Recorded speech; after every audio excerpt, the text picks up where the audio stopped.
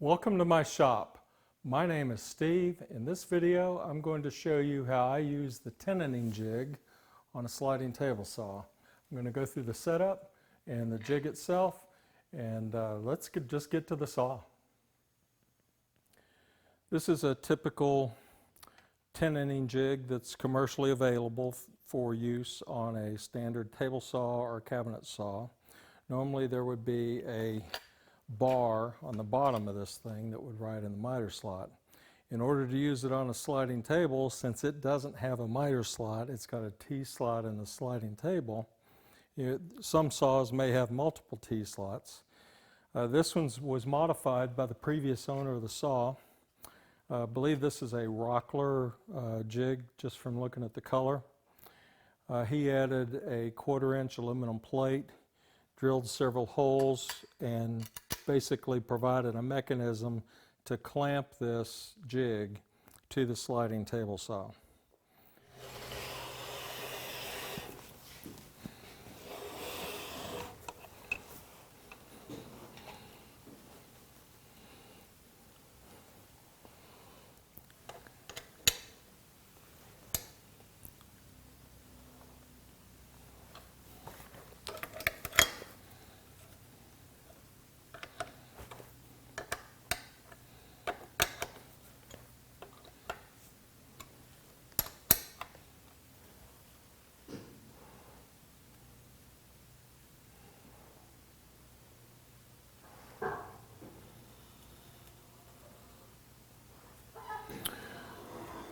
On my knobs and make sure I'm still square.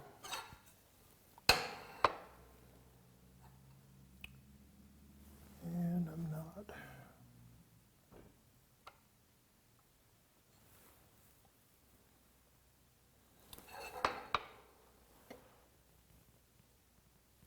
And that side looks good. So I'm square to the table.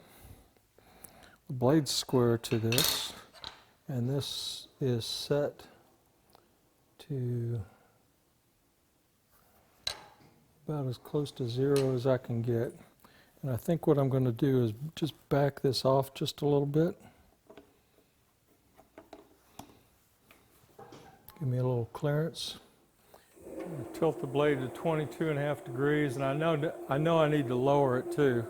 I'm just having a hard time visualizing how far, so.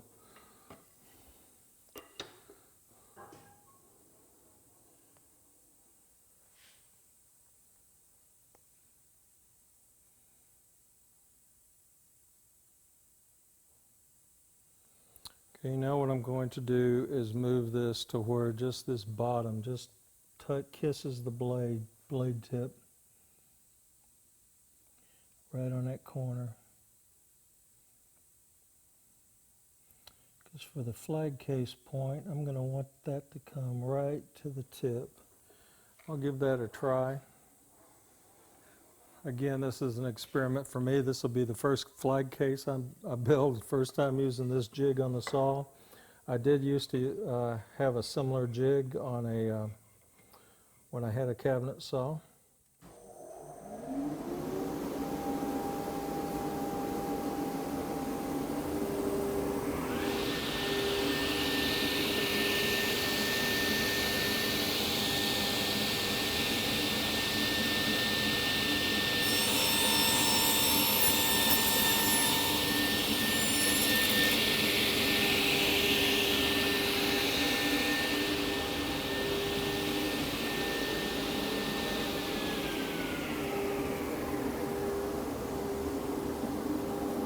Thing I need to do is get something to handle that chip out.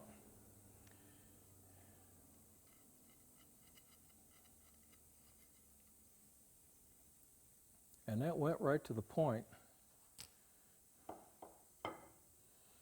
This does come to a sharp point.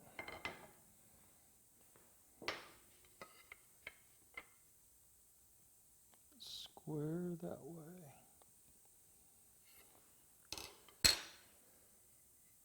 Yeah, I'm just definitely going to have to deal with chip out there. I kind of thought that might be the case. This is a rip blade. I think that wraps it up. So I thank you for watching this video, and we'll catch you on the next one.